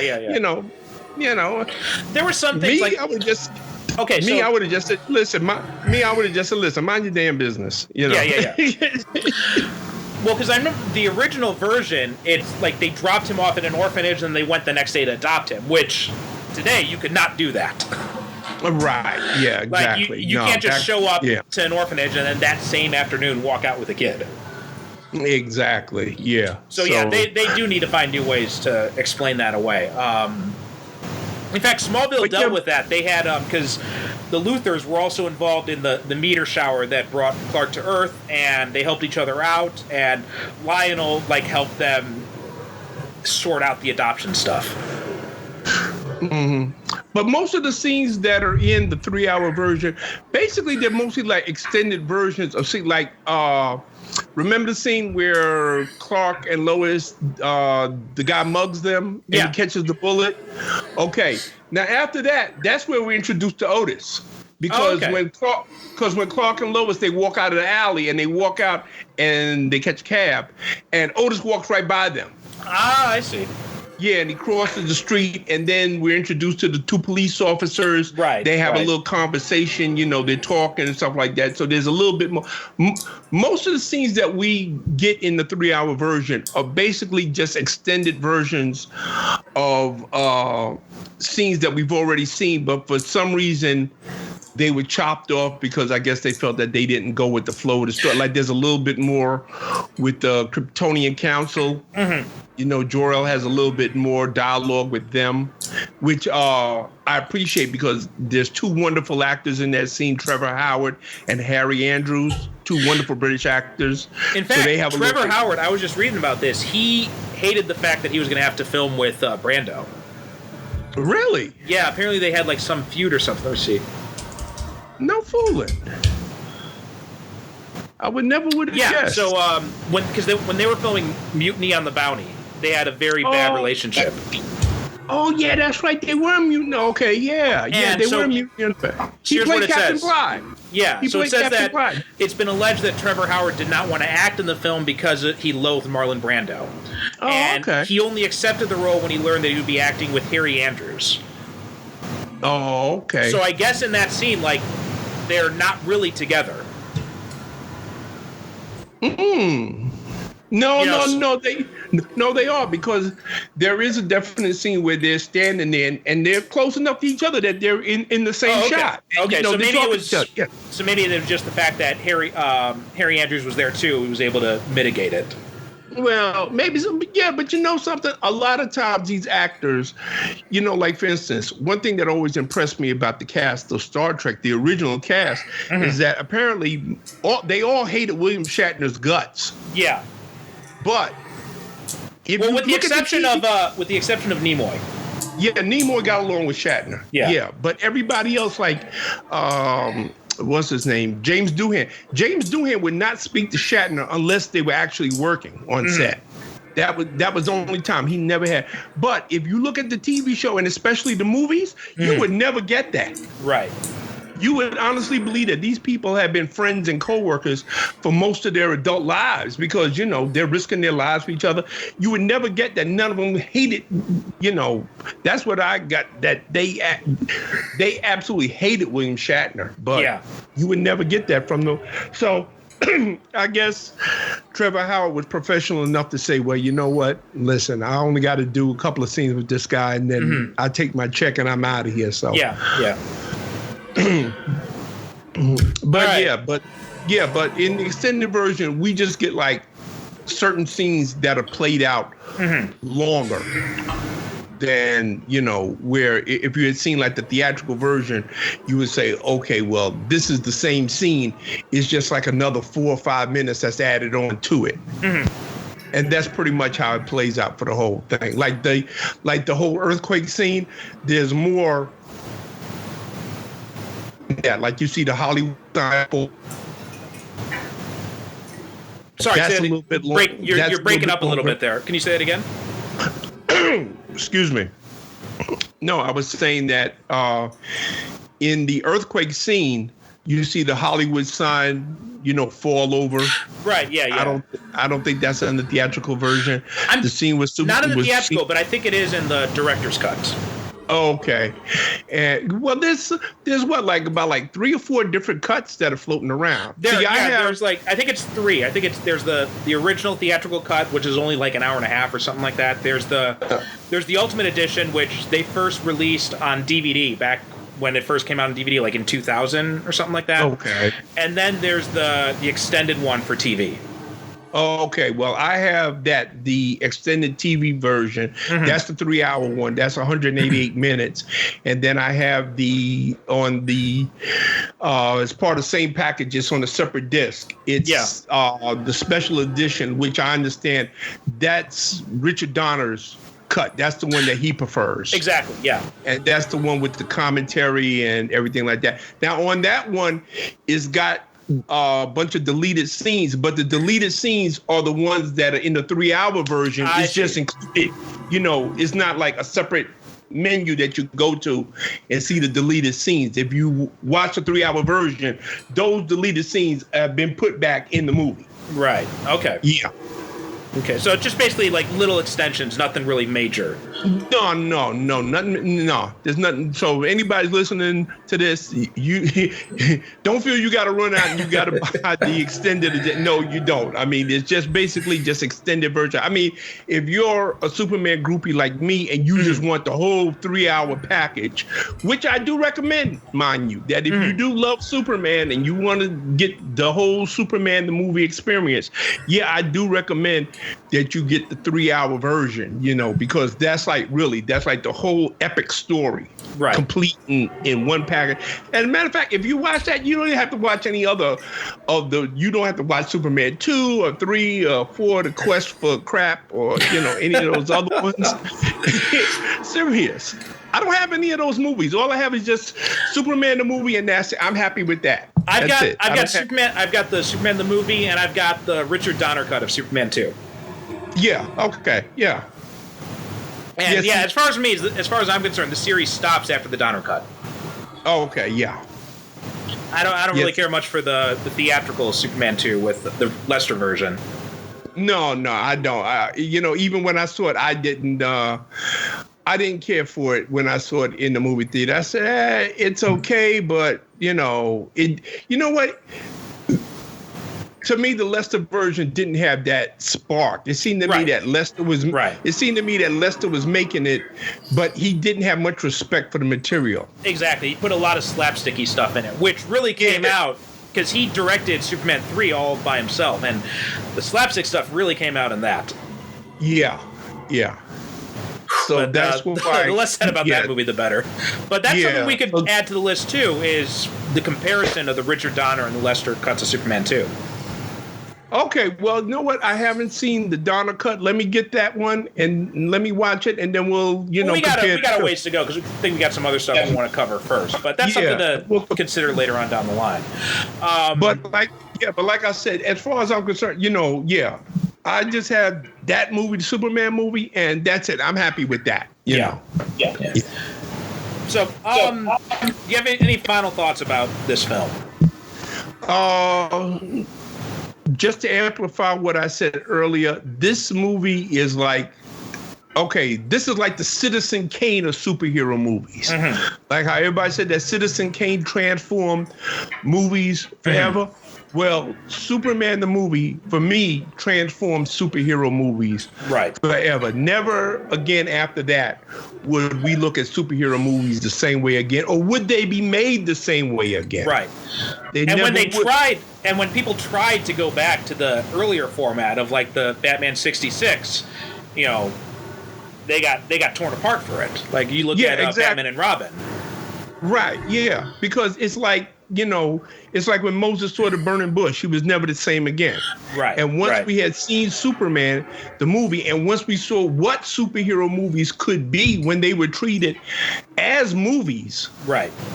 With story and heart and character and attention paid to, you know, special effects. And, you know, once we saw that, we turned the corner and we said, okay, well, we're all in. Exactly. I mean, that was it. I mean, from then on, you know, superhero movies were never the same again after Superman. Say whatever you want about it. If you don't like it, folks, I respect that. I understand that. But it cannot be denied that this was the turning point as far as superhero movies go. And, but the crazy thing about that, though, was it took like 30 years for Hollywood to really realize that. This is true. Because it wasn't, because you had Superman the movie, and then like 10 years later you had Batman, and then after that, you know, you kind of had this downward spiral. You had, but it wasn't really until probably Iron Man that they really embraced this style. Like they embraced the superhero concept. Because like you had other movies that were good. You had like, you know, you had the X-Men movies, you had Sam Raimi's Spider-Man movies, but none of them really embraced the idea of, hey, being a superhero is actually kind of cool until Iron Man. True. Now, a lot of people, because I've had this argument with a lot of people say, oh, well, what about Blade? Blade changed superhero movie. I said, no, not really. I said, because you have to understand something. Blade was not marketed as a superhero movie. No, it wasn't. It was marketed as a Wesley Snipes action movie. In fact, you watch that movie again, you will not see Marvel listed anywhere in the credits. Nah. Yeah, when they bring up the creator credits, it says it's credited to Marv Wolfman and Gene Colan. Nothing about Marvel Comics. Yeah, because that's how it was packaged strictly as a vehicle for Wesley Snipes as an action horror movie. It wasn't considered to be a superhero. Yeah, it wasn't until we go all the way to Iron Man, and then when we get to Iron Man, and we'll get to that somewhere down the line, folks. But yeah, that's another touchstone that changed the game as far as superhero movies are concerned. I don't think, you know, we had X-Men before that, but X-Men was kind of... Well, the thing about... X-Men didn't really embrace the superhero concept of it. It was more just... They focused more on, like, they didn't even have the costumes or anything like that, which I can understand the reasons why they made that decision, but they didn't really play up the superhero aspects of it. Spider-Man, you know, Sam Raimi's Spider-Man movies, to a greater extent did, but it was still it's the Spider-Man thing where, you know, he's a superhero, but he doesn't really like being a superhero type of thing. So, but the idea of I'm a superhero and I love it, that is something we saw in Superman and we didn't really see again until Iron Man. Yeah. I mean, like the X-Men, we really need to do a whole series just on the X-Men, because the X-Men encompasses so many other things, and because they were set off in their own other universe, separate from the rest of the Marvel universe, that's a little bit different from your regular conventional superhero movie. I think that, you know, just like they're put off in their own universe, but like you said, we didn't get the superhero enjoying being a superhero again until we get to Iron Man. Exactly. Yeah. And for my money, like I said, you know, you've got Byrne's Man of Steel, you've got Mark Waid's Birthright, but you've got the Zack Snyder's Man of Steel, but in all those origin stories, like this one still, I think this is the definitive Superman origin story. Yeah. Yeah, I mean, for me, like I said, if anybody was to, I know I was on Facebook earlier today, and somebody, I think it was Stacey Dukes, he had mentioned, he said, well, for him, the definitive Superman origin story was the 3-part Last Son of Krypton from the animated series. Which is good, but like I've got issues with the influence it takes from John Byrne's series. Like I've got a lot of issues with John Byrne's. The one exception is he didn't do the Superboy thing, and he reimagined Lex Luthor, which was actually more of Marv Wolfman's doing than anything else. Right. Well, even John Byrne himself says that most of his influence from Man of Steel came from this movie. Yeah. Yeah, this was it. I mean, I basically think that when I wrote fan fiction a million years ago, and I wrote Superman briefly for JLAU 2001, I based it on this Superman. This is Superman that I based my Superman on. Right. I mean, I don't think that the influence of this movie can be underestimated. Right. In as far as movies go and comic books, this movie has such a profound one of the things effect. that happens, the comics all do now too, is that the shield is his Kryptonian sigil, right? It's his Kryptonian name. Right. Yeah. That was Brando's idea. Really? Yes. Brando came up with the idea of them using the S shield as like the symbol. Yeah, because it's actually not an S. Right. That's something that came from. I think it was Mark Waid who established that. Well, it's not really an S because it's actually a Kryptonian sigil for hope. Yeah. It's actually some kind of Kryptonian symbol. It's the House of El. It's the family symbol, but it just happens to resemble it. But actually, the sigil is the yellow parts. Right. And the way that it breaks up the red parts, that's what makes it look like an S. Yeah, exactly. Yeah. Which is a damn clever idea, really, when you think about it. Yeah. So that was a good idea, and it really makes the S, like, it adds a whole new level of importance to it, because it's not just an S he wears on his chest, he's carrying his Kryptonian heritage with him. Yeah, that's his family crest that he carries with him, and, he displays to the world. Yeah, exactly. It's a nice little touch. I like it. But like I said, the influence of this movie, as far as I'm concerned, cannot be underestimated. Well, I mean, now, every time they do the Fortress of Solitude in the comics now, if in other TV shows, like when they do it on Supergirl, when they did it in Smallville, it's always the crystalline structure. Yeah, it's always a crystal technology, which to me, which also was another brilliant idea, because it gave it such a unique look. Right. It wasn't just, the machinery that we're used to and everything like that. The crystalline structure gives it a whole otherworldly look and everything like that, and gives you the impression, well, this is a technology so far beyond our level, it's like magic. But at the same time, it doesn't feel too alien. No. It's like it somehow it strikes that perfect balance. Yeah, exactly. Which is what so much of this movie does for me. In so many ways, it just strikes the perfect balance. Even like you say, when we were talking earlier, and we were talking about, okay, well, the mood goes from serious to comedy, from this to that. Well, you know what? In life, a lot of times we'll be in the middle of a deadly serious situation, and yet we're laughing at it. We find something humorous and everything like that. So, everything about this movie, to me, yes, okay, I'm going to give y'all the poem, Margot Kidder, yuck, and everything like that. But hey, that's the only thing. Like, if you had me recut this movie, that's the only thing I would change. I would just mute her dialogue during that scene and just have the voice, the music. But other than that, like, even the stuff I've criticized, it all still kind of works together. Yeah.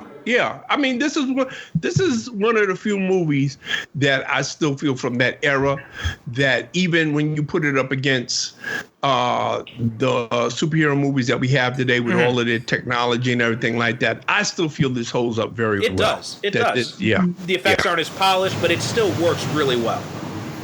Which is the only thing, I'll go along with you with that.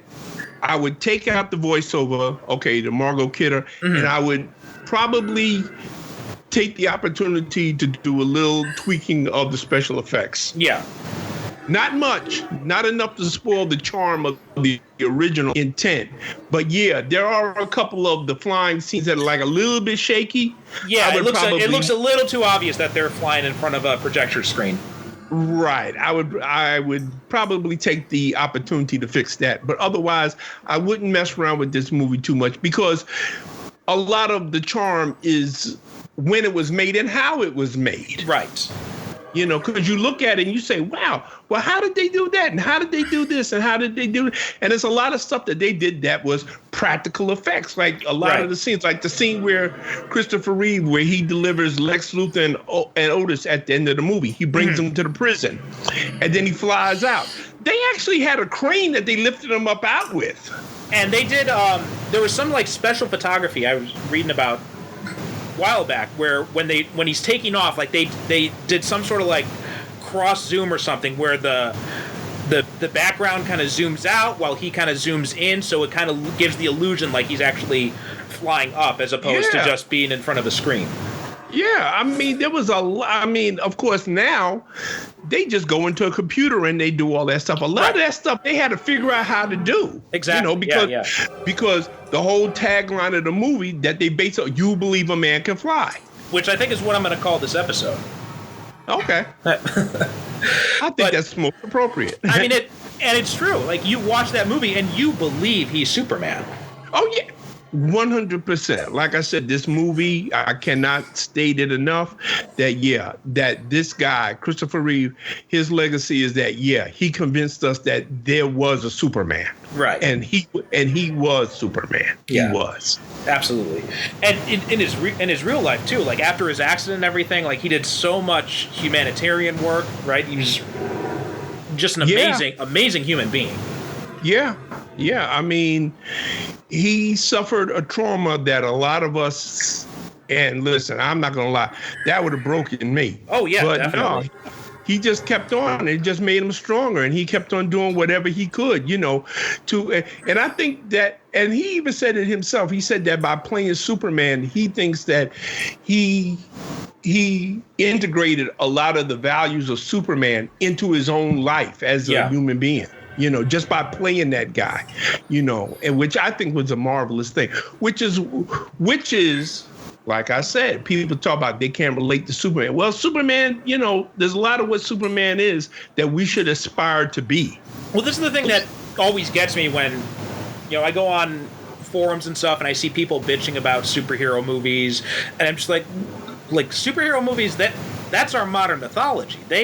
I'm not afraid to say that I got my values from Superman. Oh, yeah. Oh, listen. Yeah. I mean, there's a lot of things in my life that I believe in, and a lot of things that I try to demonstrate on a day-to-day basis, just dealing with people, just going through life. And a lot of that, and no, like you, I'm not ashamed to admit it, I got it from superheroes. Exactly, yeah. And you don't have to go out, you don't have to run into a burning building, or you don't have to rescue a cat from a tree, just by being a decent person. Right. You can be a superhero just by being a decent person. You see somebody that's in the street, that needs help, just give them directions. Exactly. Hey, are you lost? Oh, okay. Well, you go down to the corner and make a right. Or, somebody needs, just a sandwich. You see somebody that's in the street that looks like they down and out, buy them a sandwich and give it to them. Right. Don't take much. I think pretty much said everything we need to say about this movie.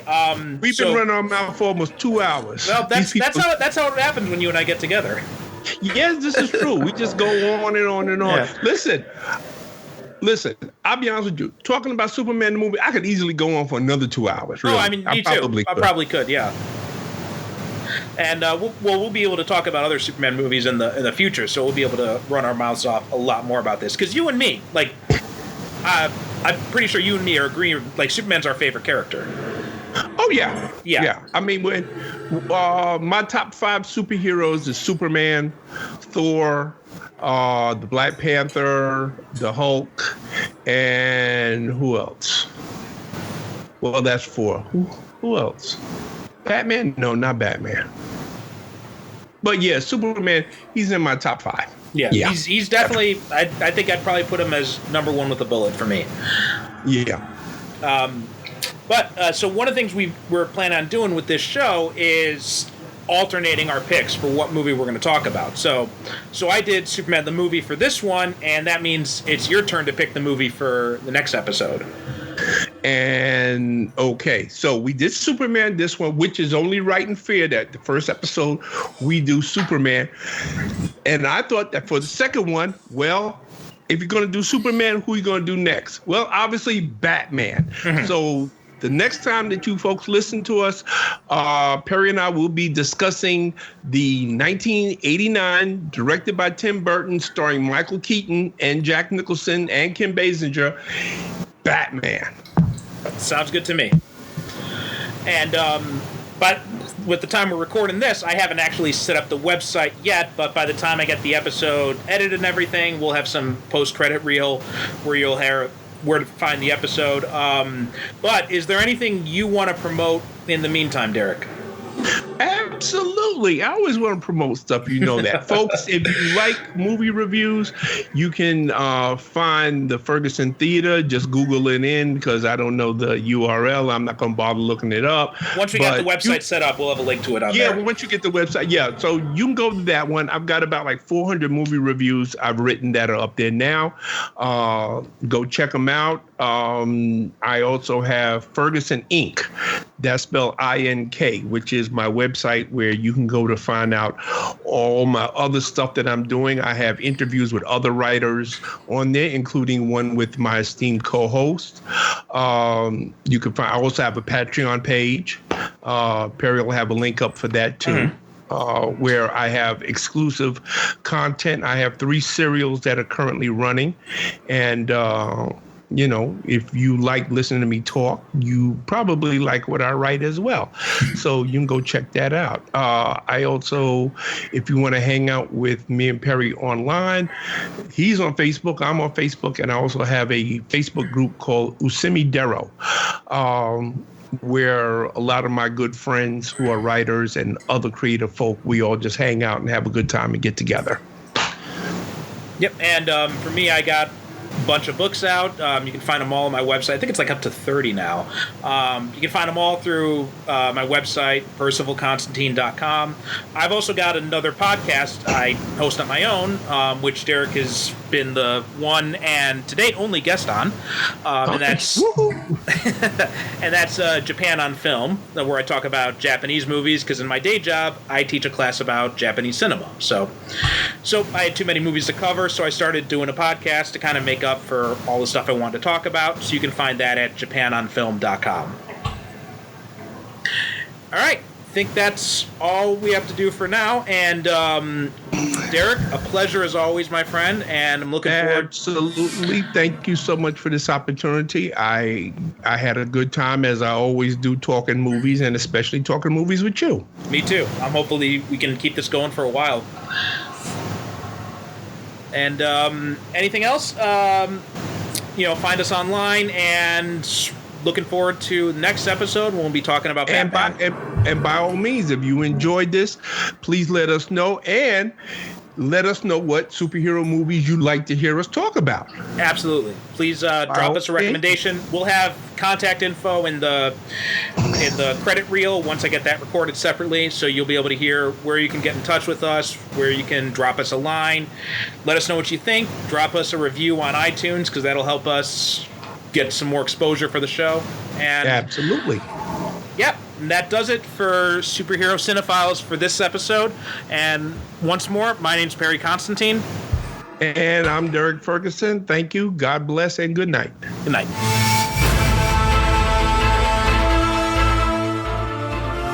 Thanks for listening to the Superhero Cinephiles podcast. If you have any questions or comments about this or any other episode, or if you have a superhero movie or TV show you'd like us to cover in a future episode, you can email us at superherocinephiles@gmail.com, or you can also visit us on the web at superherocinephiles.com. If you like what you hear, leave us a review wherever you get your podcasts. Each review helps us reach more potential listeners. You You can also support the show by renting or purchasing the movies discussed, or by picking up our books, all of which can be accessed through the website, as well as find links to our social media presences. The theme music for this show is a shortened version of Superhero Showdown, a royalty-free piece of music courtesy of BesleonStudios.com.